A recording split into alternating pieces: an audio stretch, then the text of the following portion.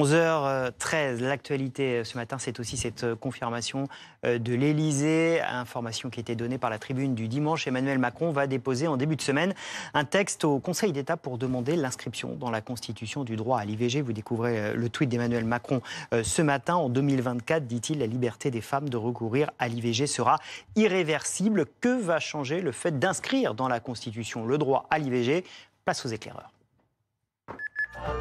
Et c'est Fanny Wegscheider qui nous rejoint. Fanny, qu'est-ce que ça va changer? Eh bien, regardez ce que ça pourrait changer, puisque un alinéa va être ajouté à cet article 34 de la Constitution de la Ve République. Il est déjà écrit, voici les mots. La loi détermine les conditions dans lesquelles s'exerce la liberté de la femme, qui lui est garantie, donc dans ce texte, d'avoir recours à une interruption volontaire de grossesse. Alors, elle va être garantie. Pourquoi? Qu'est-ce que ça va changer de l'inscrire dans la Constitution? Eh bien, ça va permettre de sécuriser ce droit, de le sanctuariser, comme le dit dans son tweet Emmanuel Macron. Par exemple, dans le cas où un législateur souhaiterait annuler ce droit. On pense évidemment à ce qui s'est passé il y a à peu près 1 an et demi aux États-Unis avec l'annulation pure et simple de ce texte qui garantissait pourtant depuis quasiment 50 ans le droit à l'avortement sur tout le territoire américain.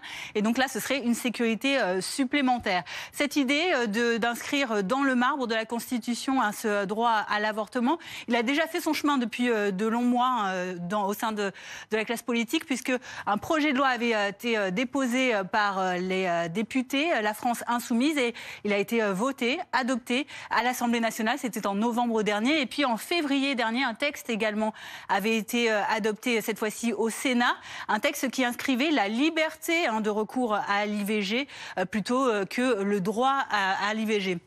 Emmanuel Macron, lui aussi, avait déjà fait part de son intention de réviser la Constitution dans ce sens, déjà le 8 mars dernier, lors de la journée des droits des femmes. Et puis il l'a rappelé, il l'a précisé également le 4 octobre dernier, c'était à l'occasion du 65e anniversaire de la Constitution, le président qui avait dit « J'ai exprimé mon souhait de trouver un texte accordant les points de vue, donc à la fois de l'Assemblée nationale et du Sénat, et permettant de convoquer un congrès à Versailles pour aboutir dès que possible. » Alors pourquoi cette forme de congrès? Eh bien parce que c'est une forme qui permet d'aller plus vite pour faire adopter ce texte sans passer par un référendum. On se souvient évidemment du débat qu'avait suscité par exemple le mariage pour tous. Merci beaucoup Fanny pour toutes ces explications. Invité du Live BFM, Xavier Iacovelli, bonjour, merci d'être avec nous. Vous êtes sénateur des Hauts-de-Seine, vice-président du groupe Renaissance au Sénat, et Thomas Soulier, le chef adjoint des services politiques qui m'accompagne ce matin.